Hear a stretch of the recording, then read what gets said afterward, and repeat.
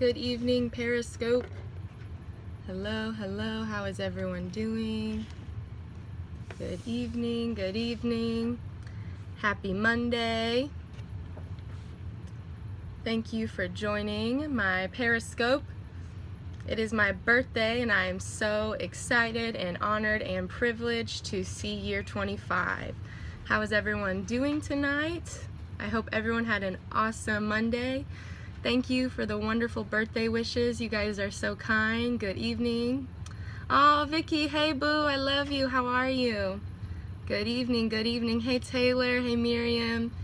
Hey, good evening. Thank you everyone for joining. You guys are awesome. Good evening.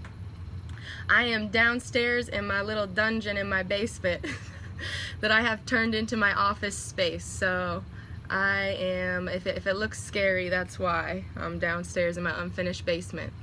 Thank you guys for the birthday wishes. You guys are so sweet. Hey, yes, my birthday. You guys are awesome. Thanks for the birthday wishes. So I told everybody that in honor of my birthday this year and turning 25 that I would share my Periscope, or I would share my testimony. So I get on here and I Periscope all the time, but I just am going to be really honest with you guys.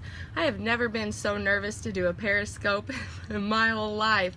I feel like it terrifies me sometimes to be transparent, but honestly at the end of the day I am so excited to share my testimony with you guys, to kind of share with you guys my life story, a little bit how, you know, the cards have always been stacked against me, but how God has prevailed. So if you guys want to go ahead and share the broadcast and invite your followers so they can hear the whole story, that would be awesome. So go ahead and share it, invite your followers. I want so many people to be blessed by this. So what I'm going to do is I'm going to go ahead and tell on the devil and embarrass myself before he can do it. So invite your followers, share it on Facebook. I want everyone to be delivered. I want everyone to be set free. And I honestly, at the end of the day, just want people to know that you can overcome anything and that there is hope even in the most hopeless situations. So thank you guys for inviting your followers. Thank you for sharing the broadcast. You guys are awesome.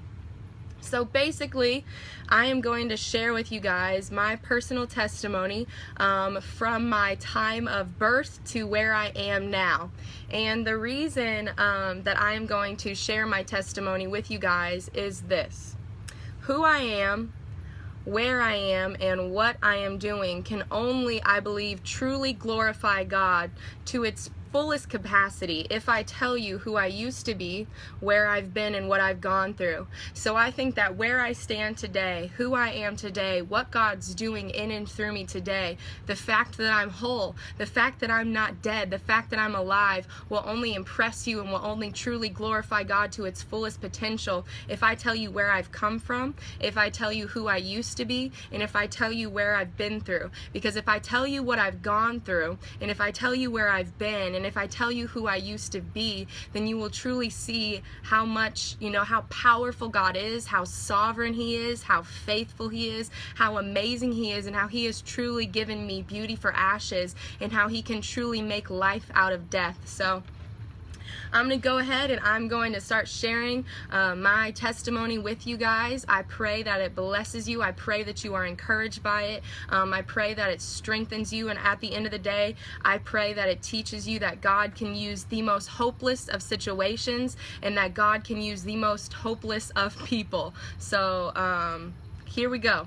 Okay, so let's start with me being formed in my mother's womb.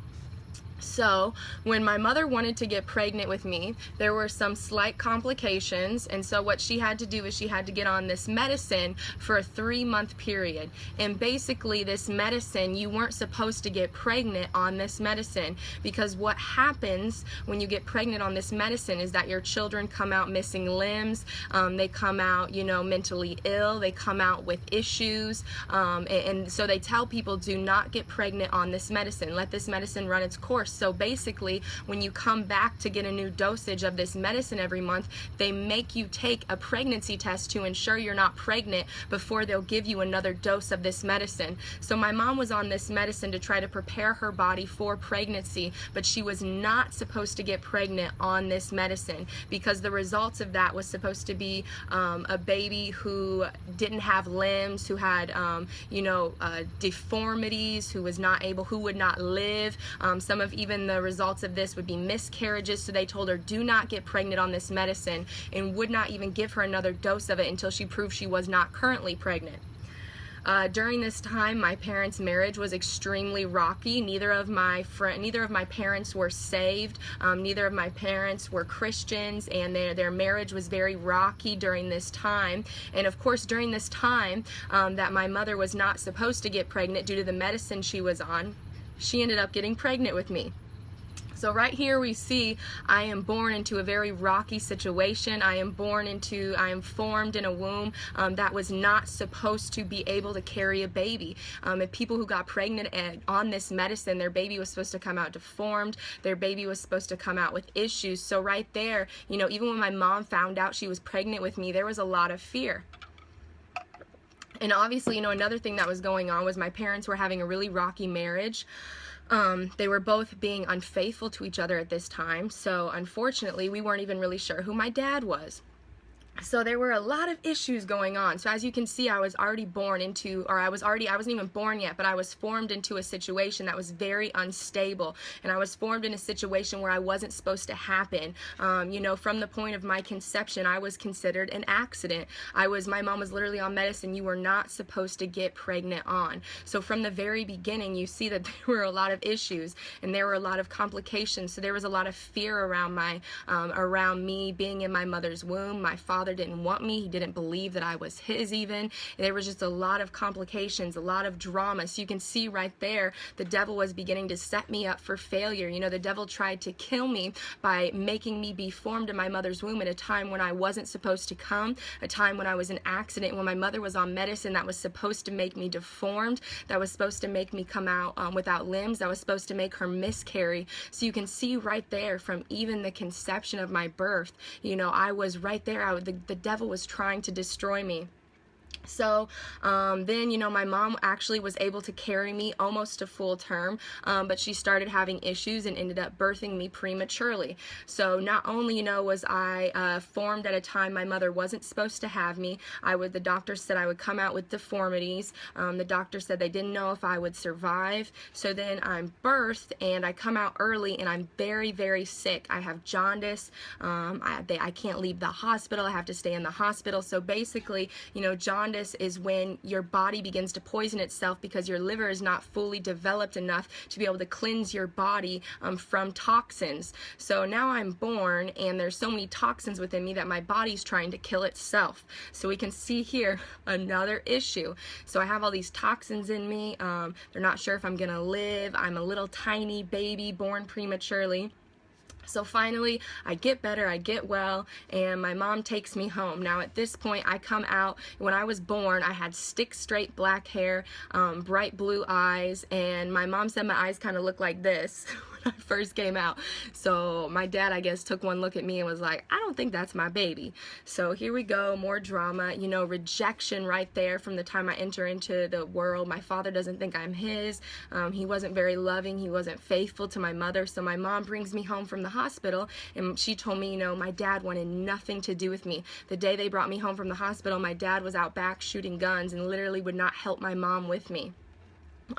My father is currently dead right now, and I'll get to that point in the story, but if you saw a picture of me and my father standing next to each other, you would see that we are literally spitting images of each other. So he was my father, but he didn't want anything to do with me. So then, my life was really rocky. My parents' marriage was terrible. They were unfaithful to each other. They were constantly fighting. So I started to grow up in a home with lots of turbulence. I started to grow up in a home with lots of dysfunction. My father did not really want me. He didn't really want much to do with me, nor my mother. So when I was 6 years old, my parents ended up getting a divorce. So they had built this beautiful home together in the country, owned this business. We had lots of money. And then when they got divorced, they had to sell what had become become my childhood home, a place I loved, and we moved into two different places. So then it was these separate houses and this constant back and forth between my mom's house and my dad's house. And unfortunately, this is when a lot of dysfunction in my life, and really, this rejection that even I've had to come to deal with today, started to form within me.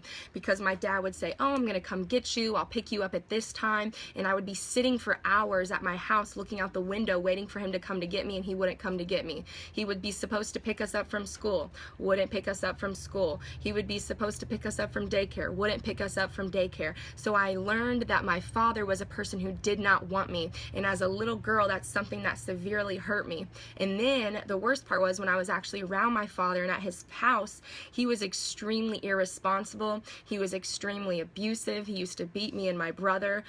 He used to, call us terrible names. He used to leave us, when I was little, when I was in first, second grade, I remember my father leaving me in charge of my younger brother and my younger stepsister and taking off for the weekends. So my father was an extremely irresponsible parent. I never heard him say, I love you. I never heard him affirm me. I never got the affirmations that I needed from my father. A father figure is supposed to give their child identity. A father figure is supposed to validate and affirm their child, and that's something that I actually never got from my father. And what I actually did get from my father was a lot of abuse and was a lot of name calling. I remember when I was very little, looks were always a very important thing in my family. And I remember being a young child in junior high and my dad telling me that I was chubby, that I was overweight, that I needed to lose weight, I needed to exercise more. And if you saw a picture of me at that time, you would probably say, you're really not overweight. But these were the kinds of things that I heard my father say. He wouldn't come and get me when I was around him. He was very abusive. So right here we see this is where rejection really started to form within me. So as I started getting older and kind of progressing into junior high, when I was in 6th grade, my father basically just stopped coming around altogether, didn't want to be around me. My mom and my brother and I all lived together, but my mom worked so that my father could get his doctorate degree, and so my father could go to school. So when he divorced us and left us, we didn't have much money. He didn't pay child support. So we struggled to have food, we struggled to have water, we struggled to have electricity. So it was a very vulnerable environment. It was a very unstable environment. My mom worked several jobs trying to keep us afloat, and she did everything she could. My mom is a wonderful mother, but there was so much, I had to step into the role of being a parent at such a young age to help my brother, help bring up my brother, to help be my mom's support. So at a very young age, I had a lot of weight on me. So right around, that junior high time, my father stopped coming around, and apparently he started selling drugs. He started growing drugs in his house, and he started dealing drugs.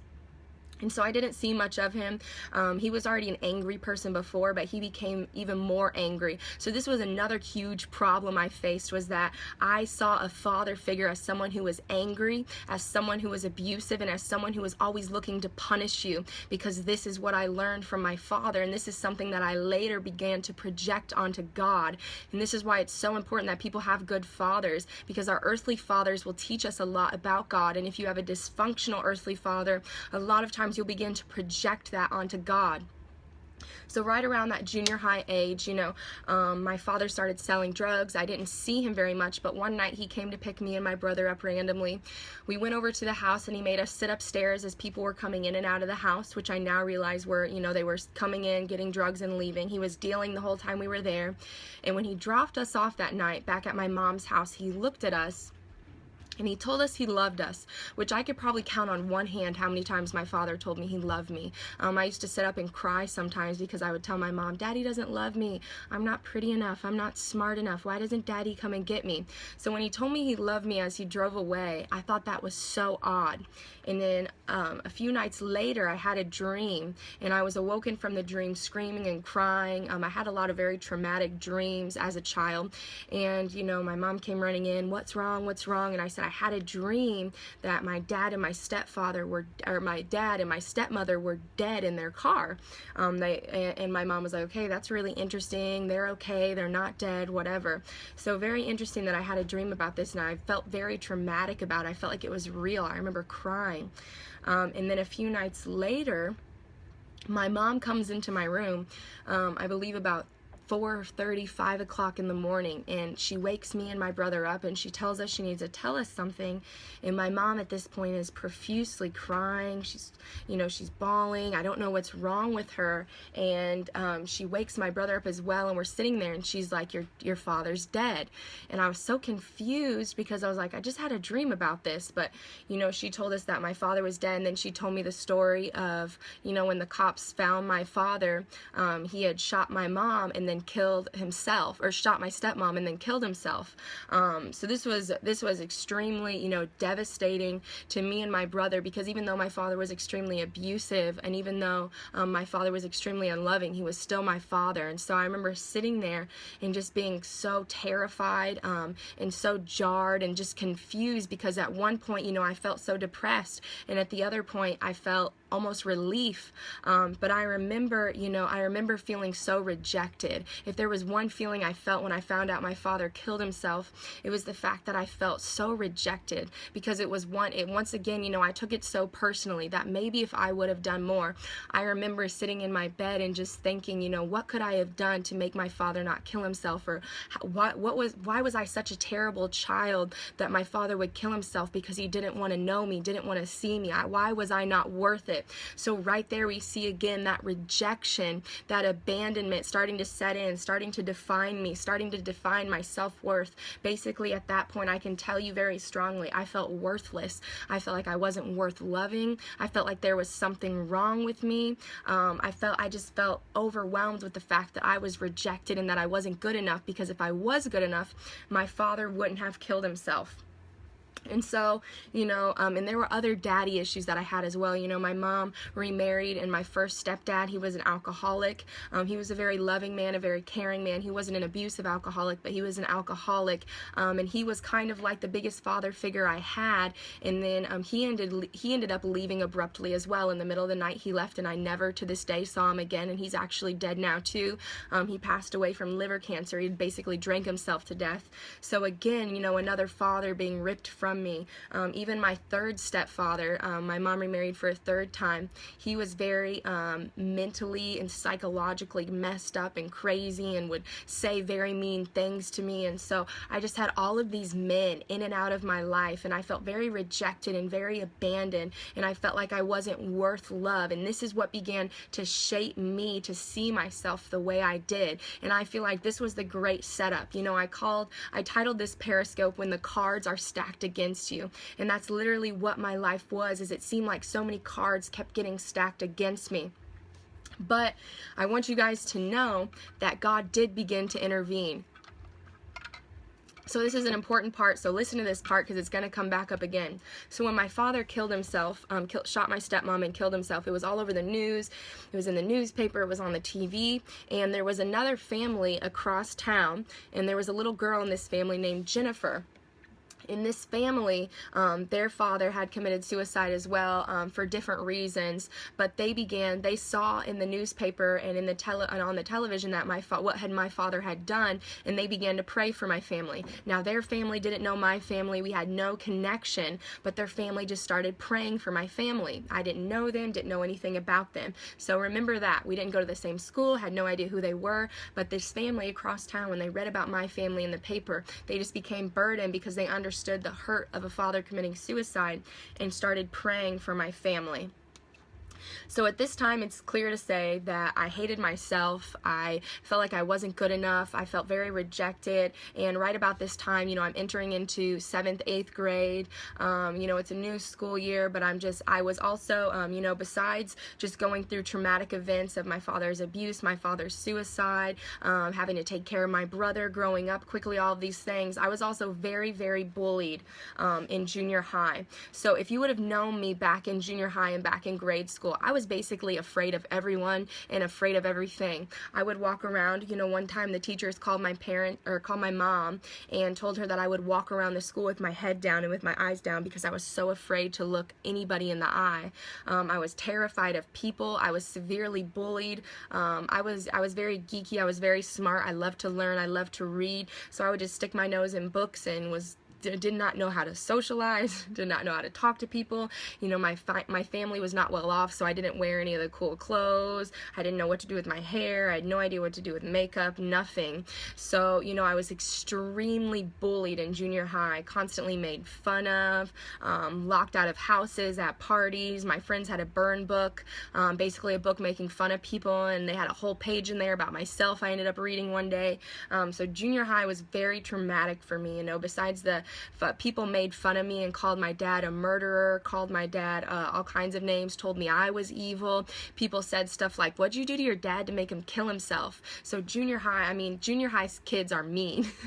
Junior high is like a really rough time for kids. So to have your father commit suicide during that time, I was bullied largely because of that. And my brother had a lot of behavioral problems, so I got made fun of for what my brother did too. My brother was a very angry boy. You know, my father beat both of us, but he was extremely abusive to my brother. I remember my father throwing my brother down the stairs. I just remember my father doing so many things to my brother, and he was very angry. And I remember one time at our junior high, we had a lockdown at our school because my brother was throwing desks across the hallways, punched the principal in his face, punched 2 police officers in their face, and was basically going crazy. So not only was I bullied because my father was a murderer, my father had killed himself, he was a drug dealer, I was bullied because I didn't have cool clothes, I was bullied because my brother was crazy, I was bullied because I liked to learn, I was bullied because I didn't know how to talk and I would stutter sometimes when I talked.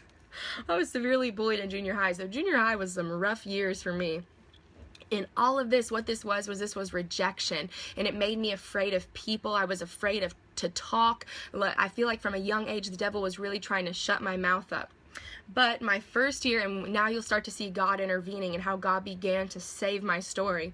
So the first year the first day of 8th grade, I walked into my classroom, and there was a new girl in my classroom, and her name was Jennifer. And Jennifer and I began to talk, and remember, this is the same family who I did not know, but that they had been praying for my family when they saw the news about my family in the newspaper. So I walk in, and she's in my class, and we introduce ourselves, and of course, you know, 2 8th grade girls who find out that both of their fathers had committed suicide, you know, we became instant friends. And here's the really interesting thing. You know, I'm a children's pastor and I love children. And, you know, one thing I do want to encourage people is not to count children out, you know, not take children seriously. Because Jennifer, here's a little backstory that I learned later, years down the road. She was actually going to a private Christian school. And she came to her mom one day and told her mom, she said, "Mom, God told me that I need to be a light to other children and that I need to go to public school."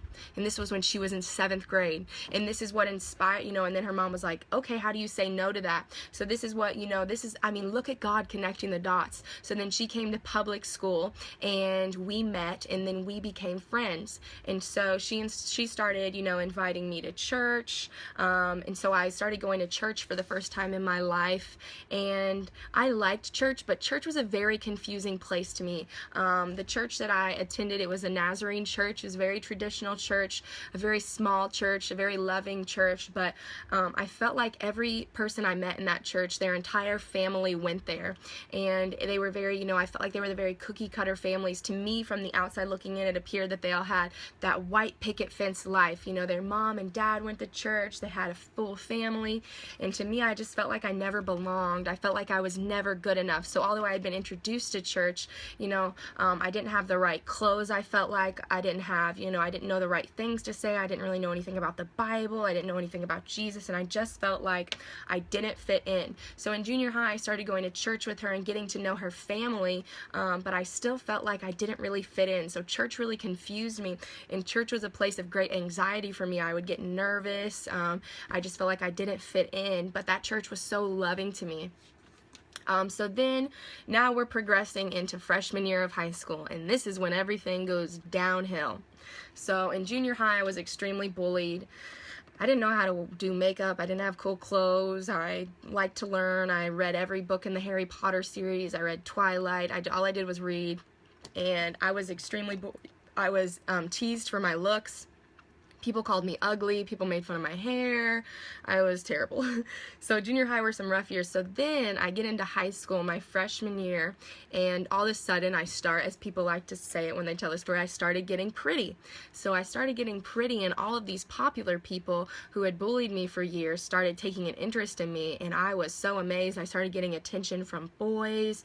I started having all these friends, all these people who hated me all of a sudden wanted to be my friend.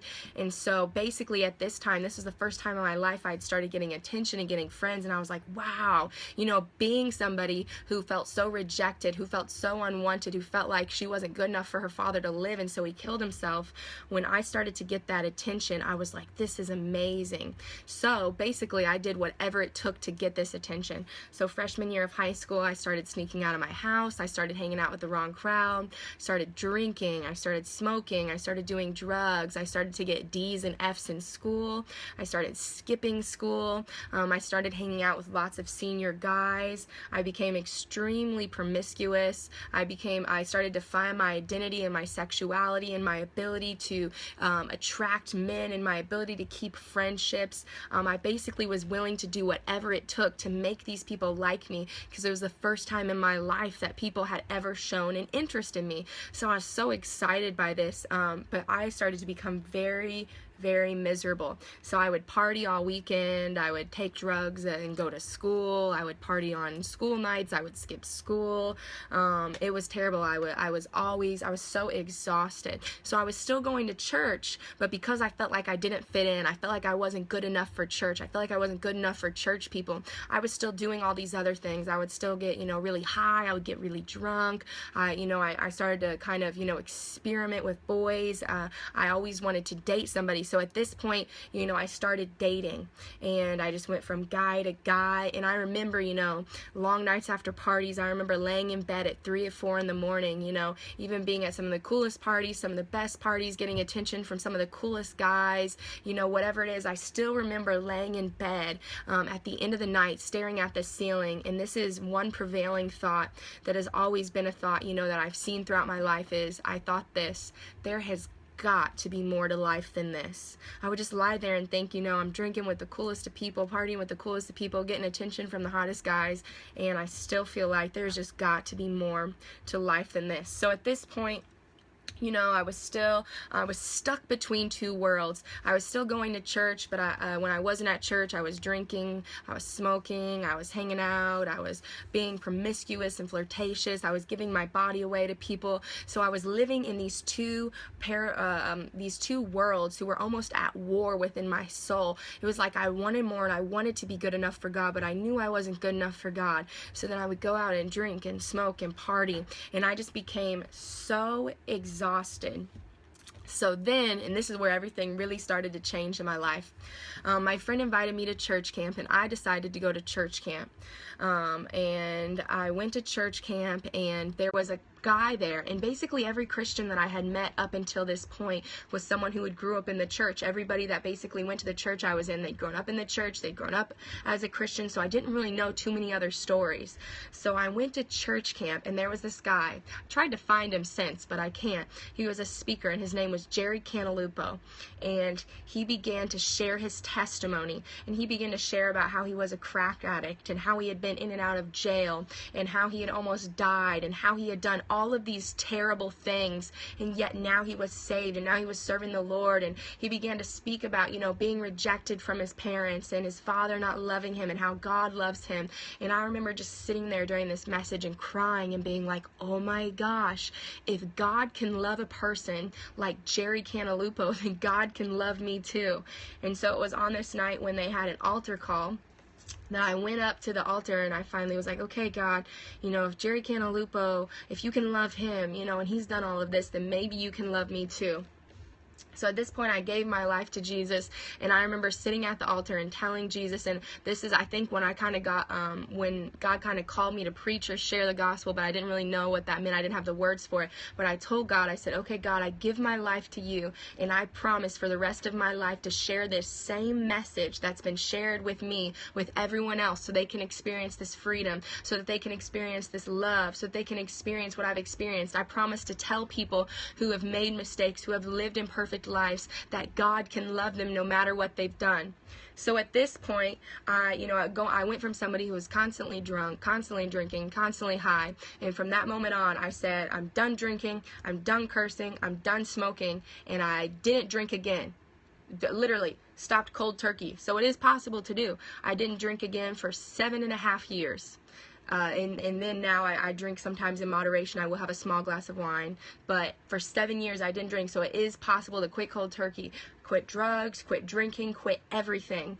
So that's what I thought being saved was. And so here we go again, with now Christianity is something that's become legalistic to me. I thought if I didn't drink, if I didn't smoke, if I followed all the rules, God would love me. So that's how I knew God. I knew God, this is how I knew my Father as a man of rules, as a man of legalism, as a man who would punish me and beat me when I did something wrong. That's how I thought God was. So I was like, okay, God will be happy if I stop drinking, if I stop smoking, if I stop cussing, if I stop listening to this music or that music. So I was like, okay, I just won't do that. I won't do this, I won't do that, and God will love me, because that's all I knew. So from this point, I'm a senior in high school. I'm saved, I guess. I love God. I still partied all the time, but I wouldn't drink. I wouldn't smoke. So it's really crazy because I would just go to parties. I would always be the designated driver. I would be at every party every weekend. I would be at, my hometown, Bloomington, Indiana, where Indiana University is a huge party town. So I would always be at these great college parties partying up, but I didn't drink, Lord. I didn't smoke. I didn't sleep around. So I was good. Me and God were good. I still was able to live my crazy life, but I didn't do, those things, and that's what I thought a relationship with God was. But then, once again, I found myself miserable. So now I'm around all these people that I feel like I don't quite fit in with anymore. I'm still going to these parties, but I'm not drinking, I'm not smoking, I'm not doing all this stuff I used to do. So now I'm kind of bored, I'm confused, because I'm going to church, but I don't quite fit in there, and I'm partying. And then there was the pool of my family. So my family isn't saved either. So, one of the ways me and my brother would relate, we would drink together, we would smoke together, we would turn up, go crazy together, and at this point, my senior year of high school, I'm 17, I'm dating a 24-year-old who had just moved to Indiana after he had gotten out of jail for a few years. He did drugs. Before him, I was dating someone else who sold drugs. So it was like my relationship with God was basically like, don't do drugs, don't drink, don't curse. All I knew was the rules of God, but I was still in so much dysfunction. Basically from the time I was 15, I was in a relationship, and I was never out of a relationship with a man for more than 3 weeks at a time. So at this point, my senior year of high school, I am borderline depressed. I hate my life. I'm so confused. I'm basically living at my boyfriend's house at this point. I'm 18. He's 24. I don't know what I want. I don't know if I'm going to go to college. I don't really feel like I'm smart enough for college. I messed around and got bad grades. I'm still going to parties, but I'm not really relating to these people. I'm still trying to relate to my family, but now I have this whole God thing. My family's not saved. I'm going to church, and I'm just so confused and so lost. So here I am again, laying in my bed at 3-4 o'clock in the morning thinking, there has got to be more to life than this. So my mom tells me, hey, you're going to college, start applying for colleges. I'm like, okay. I don't really care, whatever. So everybody at my church, it was a Nazarene church, started applying to this Nazarene church, this Nazarene college in Illinois. So I was like, sure, everybody's applying there. They said it's not too hard to get into, I'll apply there. So I go on a visit to this college, and it was amazing. Everybody there was so nice, so sweet, was a Christian environment. And at that point, I felt like God, this is one of the times I remember sitting in my car. This is one of the times I remember God tangibly speaking to me. And he told me, if you want your life to get better, and if you want to see more, you have got to remove yourself from this town, remove yourself from these people, remove yourself from your family, and go to college 4 hours away from all of this. And so I was terrified. I was scared. It was the only school I got accepted into because it was the only school I applied for. I did not know what I was doing. And so I went to college there, and the first semester was hell. I hated it. I remember getting to school and I felt like it was full. It was a Christian college, and I felt like it was full of all these Christians who came from this perfect cookie cutter home. They'd all been raised in the church. They knew the whole Bible backwards and forwards. So basically at this point, because I felt like God had told me at the altar when I gave my life to him, that I promised him I would share this story and share his love with the rest of the world. I felt like, okay, I'm going to go to this Christian college, and I think I'm going to major in being a teen speaker. I want to travel the world and speak to teens and tell them all about, who God is, and tell them, that they can be imperfect and broken like me and God will still love them. So I went to school, and my freshman year, I didn't have a declared major. So I was taking some religion classes because I felt like I wanted to be a teen speaker and preach and tell people about God, but I wasn't sure I was good enough. So I was taking business classes, trying to decide what I wanted my major to be. So this is when something terrible happened, and this is another instance of, I feel like, how the devil tried to reject me. If you can see the pattern of anything throughout my life, it was that there was a constant rejection, a constant fear, I feel like, of the devil trying to shut my mouth up. And I believe so confidently that the devil tried to shut my mouth up because I know now I'm called to preach and I'm called to tell people of the goodness of God. So I'm in one of my religion classes, and I'm already feeling really intimidated because everybody knows the Bible better than I do. Everybody grew up in these Christian homes. Everybody in my religion classes, have been in church their whole life, and I'm over here like, I think the first book in the Bible is Genesis. I don't really know. So it's pretty bad. So then we get this assignment in class, and we're playing this game, and the answers are the book of the Bible, and I thought I knew the answer, and I was so excited. I raised my hand, I say the answer, and it's wrong. And this guy sitting next to me laughs at me, and he says, "Are you serious? You really didn't know the answer to that question?" And at that moment, I was so embarrassed. I think he was a senior and I was a freshman, and everybody was just staring at me and laughing. It was terrible. I was so embarrassed. And from that moment, I vowed to get out of all of my religion classes, and I was like, I am not meant to be a preacher. I am not meant to be a teen speaker. I'm majoring in business and in corporate communications. I'm going to go in the corporate world. I'm smart. I can do that, but this religion stuff is not for me. And I remember, at this time, I was still dating, my 24-year-old boyfriend back in Indiana. And there was so much drama with that. He would call me and be like, hey, maybe you could, I miss you. Maybe you could transfer home to a college here. I remember getting calls from him. I was a cheerleader my freshman year at college, and I remember getting calls from him during basketball games. Hey, I'm in jail. There was just so much drama my freshman year, and I felt like I didn't fit in. Felt like I didn't belong, at this Christian university. So I remember calling my mom, crying and begging her to let me come home, and she said, no, you're not coming home, you're staying there, and you're toughing it out. So, then obviously I just started to get to know God better, and I started to pursue God a little bit more. And then all of a sudden, this boyfriend who I thought I was going to marry, who I thought, I was going to be with forever, who I was in love with, one day is like, we have nothing left in common. I remember having a conversation with him, and him saying, you're telling me that if people don't believe in Jesus, all these people who worship Buddha and all these people who, practice all these other religions, they're going to hell. And I was like, well, I'm not trying to tell you anyone's going to hell, but I do know that Jesus is the only way to heaven. And I remember him saying, wow, when did you get so judgmental, and when did you get so serious about this God stuff? And at that point, he was like, we can't do this anymore, we have nothing in common, and broke up with me.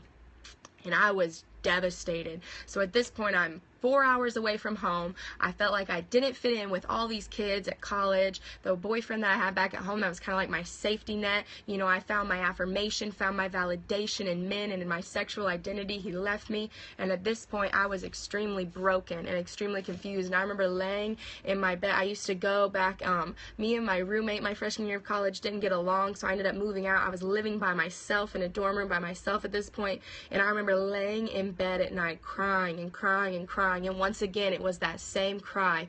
There has got to be more to life than this. So here we go again. So then God was like, okay, you've been rejected again. And God was like, when are you going to get sick of this cycle? When are you going to get sick of always, trying to find your validation, your affirmation in men? So at this point, I went into a time where I really started to pursue God, and I really started to study my word, and I really started to try to discover who I was. But there still was a lot of brokenness, and I still really enjoy, it's like I couldn't break this thing of needing affirmation from men.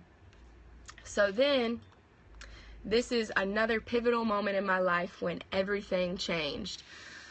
Our class chaplain, at each class within my college had a class chaplain, and our class chaplain Facebook messaged me and was like, hey, I need to meet with you. And honestly, we had these rules in college that, going to a Christian school, that you weren't supposed to be out past curfew, you weren't supposed to do all these other things, and I thought, I'm in trouble for something. So I ended up meeting with our class chaplain, and, I had gotten saved in a very traditional Nazarene church, and I thank God for my time spent at that traditional Nazarene church, because it raised me up in holiness. It taught me a love for the scripture. It really taught me scripture. It immersed me in scripture. It burdened me for holiness. But I did not know anything about spiritual gifts. I did not know anything about prophetic, about praying in tongues, nothing. So this class chaplain, he's like, hey, meet me at Starbucks. I need to talk to you. So I'm like, okay. So I meet him at Starbucks, and he was like, so God told me to tell you this. And he starts telling me about my entire life. He starts telling me about my father's abuse. He starts telling me about my father's death. I had never talked to this man before. I had no idea who he was. He starts telling me about my confusion in majors, what I was going to major in college. He starts telling me about rejection. He starts talking to me about my loneliness. So what he was doing was he was prophesying to me, but I had no idea what this was. I had no idea what was going on. So I'm sitting here in the middle of Starbucks crying my eyes out, so confused at this point, like, who are you? How do you know all this? Who told you all of this? So he gets done. He's like, I just want to tell you, God cares about you. God loves you. God has a great plan for your life, and God wants to heal your heart. So I'm crying my little eyes out at Starbucks, and I remember he finished prophesying to me. And I had never had any encounter with the prophetic. But this is the beautiful and wonderful thing about the prophetic, is it's so powerful and it's so real that you can't deny it. And I felt the power of God come upon me, and I felt the love of God and the tangible presence of God. And I remember looking at him when he finished giving me that prophetic word, and I said, sir, whatever kind of relationship with God you have, I want that. So this is when my life really started to change. So this person started to raise me up in spiritual gifts, started to teach me about intimacy with God, started to teach me about spiritual gifts, started to teach me about the prophetic, started to teach me about, I knew God before this as a God of rules, as a God of legalism. This, there was, we had a prayer room at our college, and at this point I remember spending hours in the prayer room praying, and he would teach this guy would teach me how to pray. This guy, taught me everything about God. But the bad thing is that because I had such an obsession with needing the validation and affirmation of man, and needing, this affirmation that I never got it from my father, I started to worship God more, but I started to worship this man that had prophesied over me and had started teaching me all of these things. I started to worship him. I thought that he was just the greatest thing in the world. I thought that there was no one greater than him. I thought that there was no way I could really hear God or apart from this man. So what happened is I actually ended up dating this guy. And, and even though I started to grow spiritually, and even though he was raising me up in spiritual gifts, I didn't take the time to become whole as a person. So spiritually I was growing, but inwardly I was still dying. Inwardly I was still suffering from all this rejection. So this is the thing as well. You can be an extremely gifted person. You can be an extremely anointed person and still be very broken, still be very dysfunctional. So I was broken and I was dysfunctional, but I knew I was obsessed with this man. I thought that this man was God in the flesh. And so we started dating, and our relationship was extremely unhealthy because I basically worshiped him. I had no value for myself, so I didn't make this man court me. I didn't make this man date me. I didn't make this man work for me, nothing. I threw myself at this man, and I was like, if you will have me, it will be the greatest honor of my life to be with you. So needless to say, we ended up getting engaged. I got engaged to this man, and we were so dysfunctional. I respect him to this day. But we were, and he would tell you himself, we were dysfunctional. We fought 24/7. He was more like my pastor than my fiance. He would tell me, you can do this, you can't do that. I was manipulative. I was so emotional that I would just cry all the time and manipulate, try to get my way. I was extremely needy because I was so lacking that validation, affirmation from my father, and this man had kind of placed himself in my life as God, so I needed him to be my God, I needed this man to be my father, and I needed this man to be my fiance. So, we didn't know, we kept trying to find a church at this time, but we couldn't really find a church, so we were just kind of floating. We were so dysfunctional. Even one time during our engagement, I remember him breaking off our engagement for a few days, going, I need a break. I mean, it was terrible. We were in fornication. It was terrible, but I didn't see any of these warning signs. There were warning signs. Honestly, there were warning signs for him of why he should have never married me, because I still didn't know who I was. I was broken. I was not whole, and I worshiped him. I worshiped the ground he walked on. I waited. I ended up, he told me, I don't like this friend. I don't like that friend. I don't feel like they're good for you. I basically would drop my friends on a dime to hang out with him. I always wanted to talk to him. I always needed his affirmation, his validation. I didn't know who I was. I thought he was God, and I'm not lying to you guys, I literally believed that my life would not amount to anything apart from him, because I felt like, and part of this was because he was the first person I ever saw prophesy, and I really thought that he knew God on a level and in a realm that I didn't know God. So I worshiped this man, and this is a warning to all you women who don't know who you are. If you do not first know who you are, if you do not first have confidence in yourself, if you have not spent some time single and gotten to a place of wholeness, gotten to a place of healing, gotten to a place where you're confident in yourself, where you know God and who God's called you to be, the devil will bring if you are still insecure and rejected like I was, the devil will bring a relationship into your life that will look good, but will ultimately lead to your destruction. So here's your warning. Heed your warning. So, some of my friends tried to sit us down. We don't think this is a good idea. My friends were like, Monica, you are a completely different person when you're around him. We don't even really know if he likes you that much. He's not even that nice to you. His friends were like, I remember his friends being like, I don't know if she's saved enough for you. I don't know if she's spiritual enough for you. It was a hot mess. So, some people warned us, but we felt like we heard from God, and that we heard from God better than everybody else, and that we were going to be the exception. And if you're thinking that right now, you surely are not the exception. And if your relationship is hell in the engagement and in the dating process, it's only going to get worse when you get married. So marriage will not fix anything. A ring on your finger and some vows will not fix anything. So if it's dysfunctional now, run and take care of yourself, or get some counseling at least. I will say we didn't know better. We were ignorant. We weren't going to a church. We weren't submitted to anybody. So we were just kind of floating around. But it was dysfunctional. So me and this man, we thought that we knew better than everybody else. We thought that, we were above the standard, and we could prophesy. I could prophesy my face off. He could prophesy his face off. We were leading a prayer group and a prophetic group on our campus. We just thought we were awesome. So even though people warned us, we were like, oh no, we'll get married. Everything will be better once we get married. And once we can have sex, everything will be better. I'm telling you, it sounds silly, but these are the lies people believe. So we were like, oh no, it'll all get better once we get married. So I ended up marrying this man, and the hell we thought we were experiencing before was nothing. It did not hold a flame to the hell we began to experience once we got married. So once we got married, we were both fighting two battles. Literally, our demons were the worst demons, the worst dysfunctions you could have put up against each other. We both had extremely traumatic and terrible childhoods that we had never healed from. My thing was, I was so rejected that I just needed so much attention. Just tell me you love me and tell me I'm pretty every 5 seconds. His thing was, if I feel like you're going to hurt me, I'm going to pull away and isolate myself. So literally, our dysfunctions worked against each other, because I would try to leech onto him and he would try to shove me away. So it was terrible, and this is why people need to be healed before they get into marriage, because this is what, if you want to know what marriage is, I will give you a definition of marriage. Marriage, when you marry someone, you are basically holding up a mirror to each other, and you will see every demon, every dysfunction, and every part of brokenness within you will begin to come out when you get married. So if you think marriage will fix your problems, or that you're going to get in a marriage and everything's going to be better, that is a lie from hell. When you get in marriage, there are many troubles. And when you get in marriage, it is basically two people holding up a mirror to each other,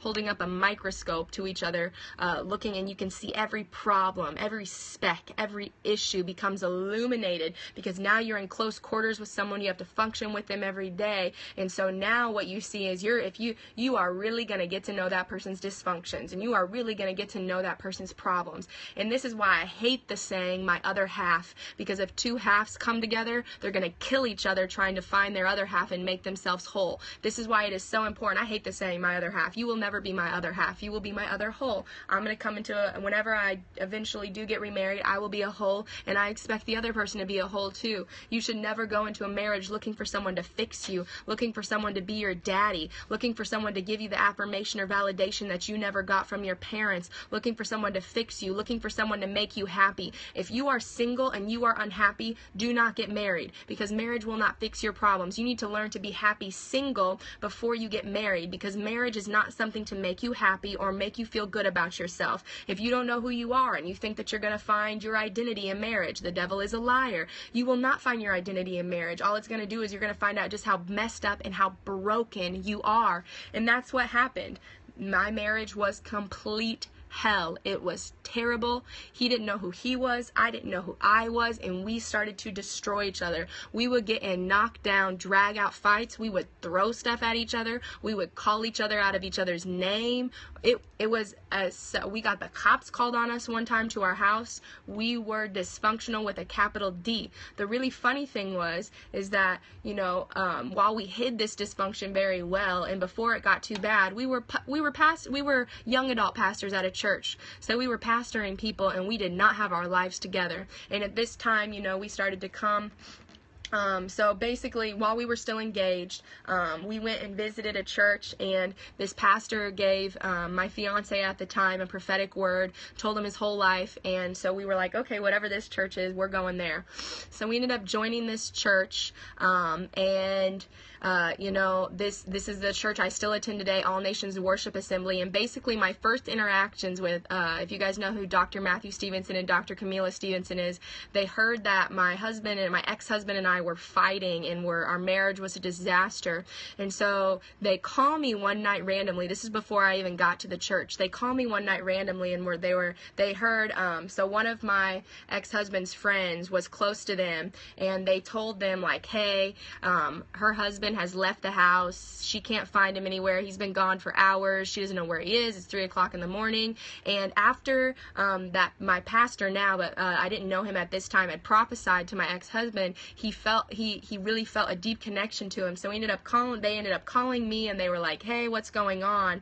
And it's so odd, because I didn't know these people from Adam or Bob, and I'm on the phone with the people who are now my pastors, and I was like, oh my God, my life's falling apart. I did not know these people, but this is how dysfunctional and how desperate I was. I was like, oh my God, my life's falling apart. My husband hates me. I hate him. I don't know where he's at. It's 3 o'clock in the morning. He's been gone for almost 2 days. I keep calling him. He won't answer his phone. I was devastated. I wanted to kill myself. I wanted to die. It was terrible.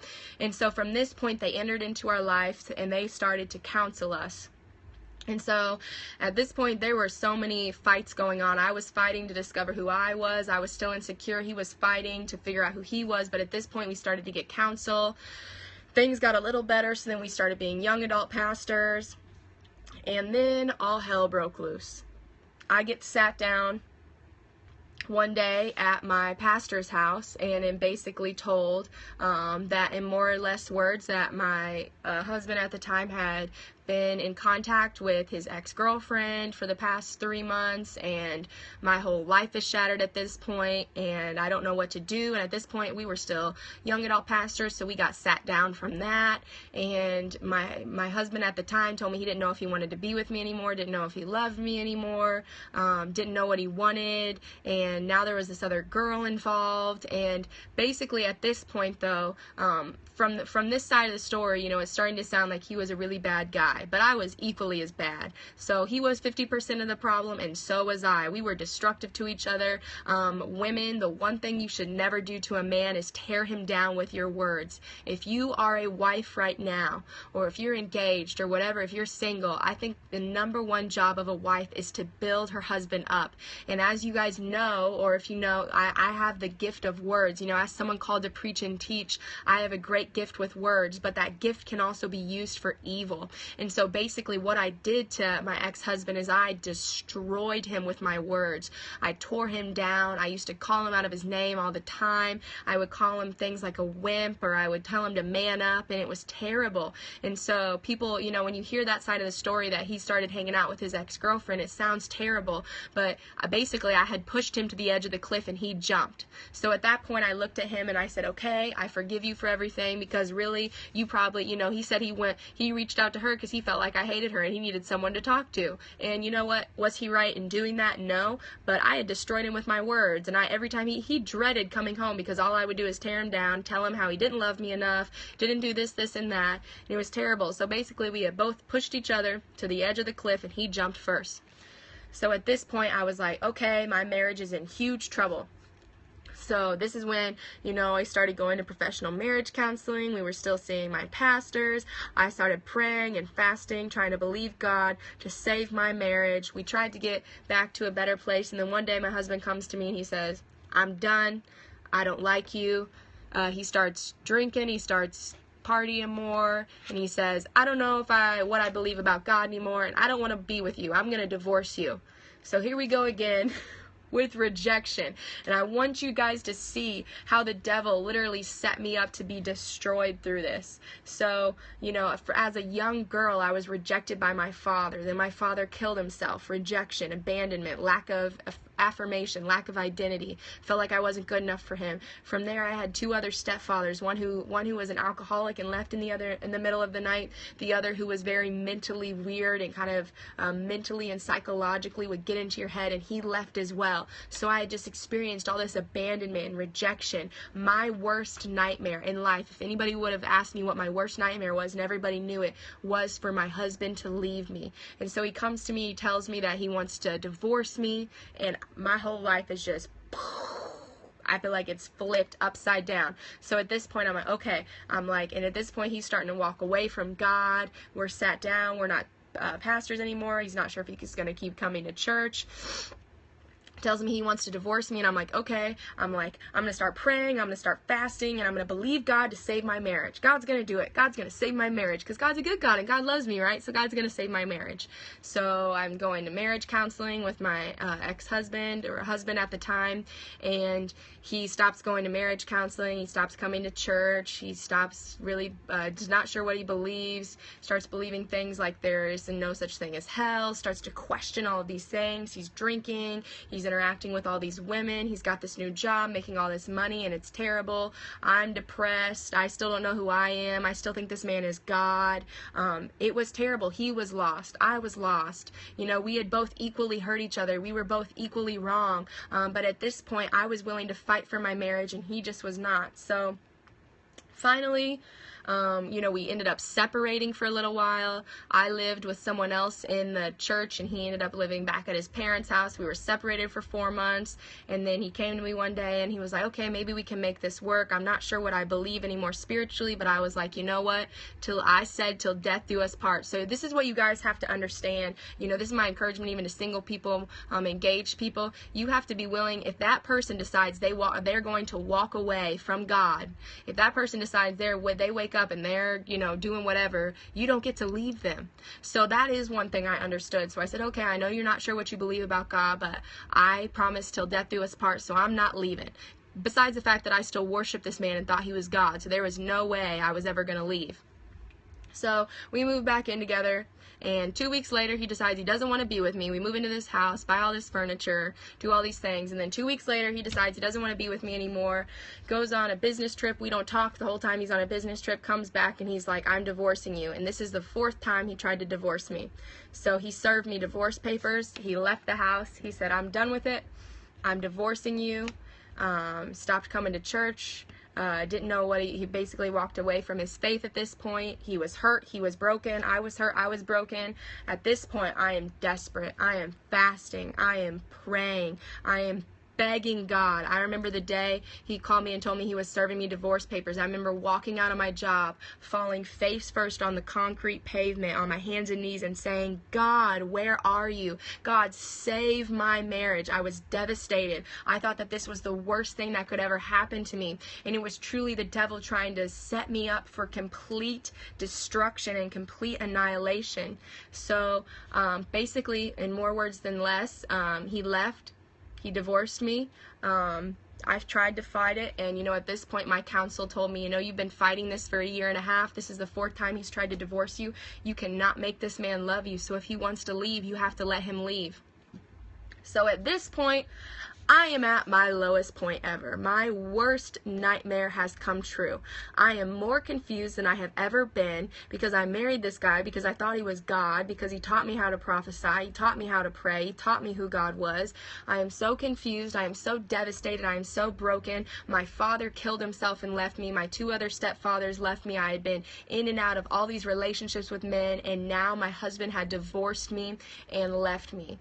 I was depressed. I didn't eat. I didn't sleep. I wanted to die. I remember literally laying in my bed and saying, God, if you loved me, you would spare me this pain and you would kill me. I used to spend hours begging God to kill me. I used to go to bed at night praying that I wouldn't wake up in the morning. I was so depressed. I felt like there was nothing left for me. I felt like now that this man had left me, that I would never be who God had called me to be. I would never walk in the fullness of who God called me to be or what he called me to do, because I felt like this man was God. I felt worthless. I felt ugly, especially when there is, when a divorce ends and there's other women involved. I mean, there is nothing worse to a woman's confidence than when there are other women involved in a divorce. I felt like I was worth nothing. I felt worthless. I felt lost. I felt rejected. I felt terrible. It was awful. It was absolutely awful, and I wanted to die. And I would say that this was the lowest point of my life. I had no idea who I was. I was, at this point, I was 23. I was 23. I'm 25 today, but I was 23 and divorced. So I've been married for 2 years. I was 23 and divorced. I thought I was supposed to, start trying to have kids at this point. We were supposed to have a church together. I had built my whole life around this man who now told me he wanted nothing to do with me and left me. I was devastated, and this is when I hit my lowest of low points. It was terrible. I wanted to die. All I did was cry. It was awful. And finally, I hit rock bottom.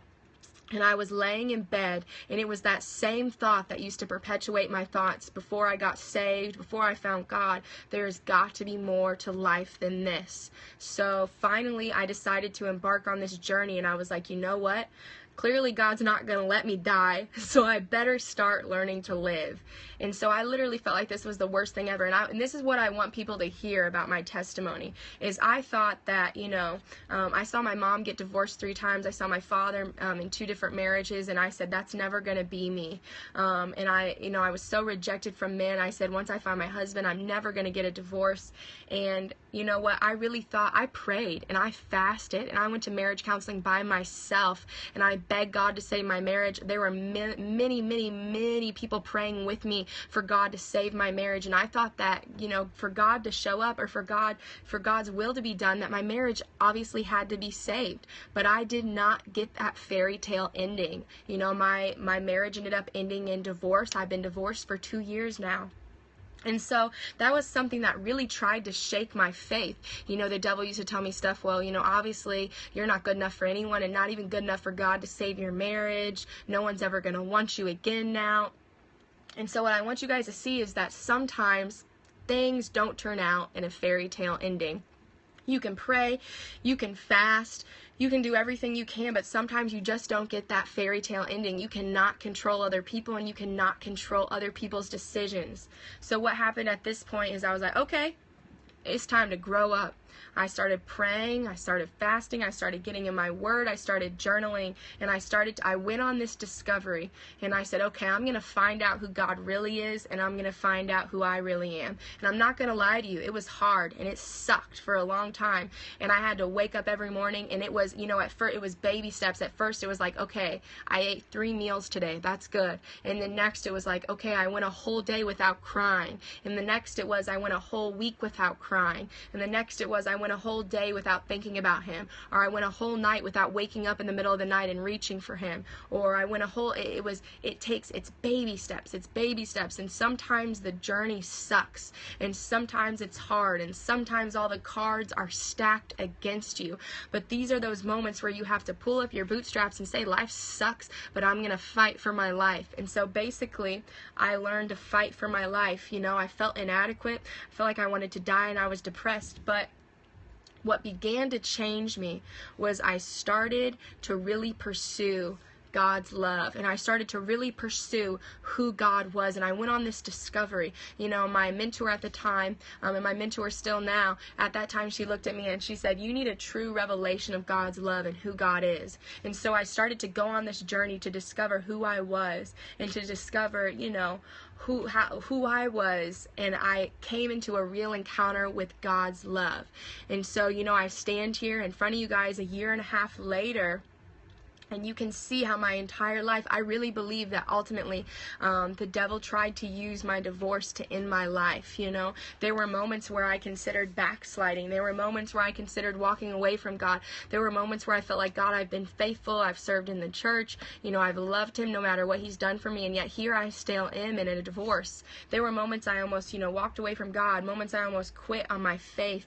But what I discovered, is that ultimately the thing that the devil tried to use to destroy me is the very thing that that God used to lay the foundation of my life. And it's so interesting because I remember reading the scripture that God works together in all things for the good of those who love them.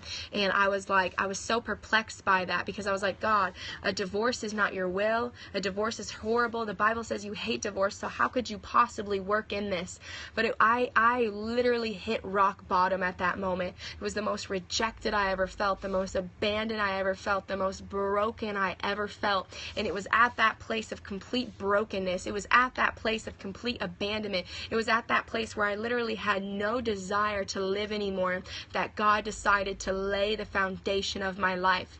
And since then, I've been on a journey, and I can stand before you now, a year and a half, 2 years later, after being divorced, and I can tell you, I'm the happiest I've ever been. I'm the most whole I've ever been. I love myself. I know who my Father in heaven is. I know who I'm called to be. I'm walking in my calling like never before. I'm full of joy. I'm full of hope. I'm full of excitement for my future. So this is why I wanted to share my testimony with you guys. My life was a life full of the cards stacked against me. I remember in high school, some of my teachers and some of the people in my community saying that I would never amount to anything and that I would never go anywhere. If there was one person who should have never made it, it was me. If there was one person that shouldn't be on here preaching and teaching, if there was one person who shouldn't, be a preacher, that shouldn't be teaching, that shouldn't be, doing great things for the kingdom, it should be me.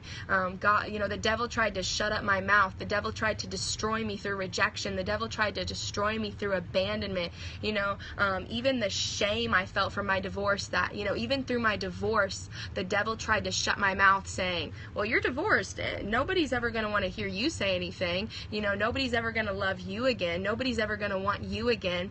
Literally, the devil tried to divorce. I feel like that was one of the most the most climactic moment of my life, where the devil literally was setting me up. It was like the great setup. All the cards had always been stacked against me. All this rejection, my father killing himself. I felt not good enough for my father. These other stepdads in and out of my life, all these men that I dated in and out of my life, and then ultimately my husband deciding he didn't want to be with me, he didn't love me, and abandoning me. It was like this great setup, and I think ultimately the devil didn't want me to see year 25. I think ultimately the devil wanted me to lay down and give up and backslide or die or kill myself when I went through that divorce. But ultimately, God saved me. So I just want to encourage people, whatever you're going through, no matter how bad it looks, no matter how dark it looks, no matter if you feel like it's the greatest failure of your life, no matter if you feel like it's impossible for anything good to come from it, I promise you that God is able to give you beauty for your ashes. When I was laying in my bed at rock bottom right after my divorce, depressed and not knowing who I was, all I had was ashes. Literally, I felt like everything in my life had been burnt to the ground, that everything in my life had been destroyed, and all I was able to offer God at that point was literally ashes. But what God did is he took those ashes and he took, at the point when I felt like I had absolutely nothing to offer, that's when God stepped in, and that's when God reached for me, and that's when God began to make my ashes into beauty, and that's when he began to beautify me. And now I can stand here a year and a half, 2 years later, and tell you guys I'm the happiest I've ever been. I'm the most whole I've ever been. I know who I am. I know my Father in heaven. I have a boldness and a courage. I'm not afraid to open my mouth. I'm not bound by fear. I'm single, and I've been single for I've been single for almost 2 years, a year and a half now, and I'm happy being single. I don't flirt with men. I don't talk with men. I don't entertain men in inappropriate ways. I love myself. I'm confident, and it's okay. I'm confident in saying I love myself. I don't need a man to affirm me, validate me, nothing. I am a whole woman standing before you. And if I were to stand up in a room and tell people, hey, I'm a whole person, people may be like, oh, that's cool. But if you know what I've gone through and where I've been, then who I am today really glorifies God, because I shouldn't be here. I don't think I should be alive. I definitely don't think that I should be preaching and teaching the gospel. I definitely don't think that I should have any influence in the kingdom. I definitely don't think that I should be called to ministry, but I am. I'm the last person that should be called. But praise the Lord that God uses the weak to shame the strong, and the dumb to confound the wise. And that is literally my testimony. So I just want to encourage you guys tonight that even when the cards are stacked against you, and even when your worst nightmare comes true, that God still has a plan, that God is able to take the worst and take what the devil meant to destroy you and use it for your good. I'm the person who shouldn't have made it.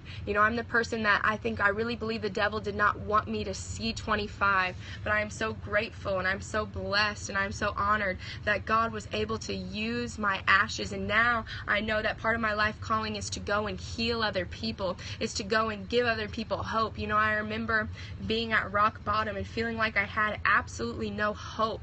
And so what I want to let you know is no matter what your life looks like, there is hope for you. There is a plan for you. God has something more for you. The best is yet to come. If you will lean on him, if you will have faith in him, you can't put your faith in the fact that, oh, maybe my marriage will work. You can't put your faith in a man. You can't put your faith in a job. You can't put your faith in a college. You can't put your faith in a relationship. But if you will put your faith in him, your hope will never be deferred. The Bible says that hope deferred makes the heart sick.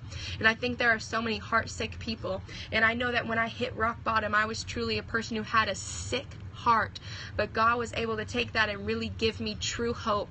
So I pray tonight, that even if you guys are listening, even if you're someone who struggles with rejection and feel like you've been rejected over and over and over again, all you really need is a true revelation of God's love. Because if you got a true revelation, what delivered me from my rejection was a true revelation of God's love, was a true revelation of who he is and who he's called me to be. Because when you meditate on, when you understand, when you even get a glimpse of the fact that the God who created the entire universe loves you, is mindful of you, and has a plan for you, you will never need the affirmation or validation of a man again. When you truly find out who God calls you to be, what God calls you, what he's called you to do, you won't need the validation or identity to be found in people and in their applause and in their approval, because the God of the universe has plans for you.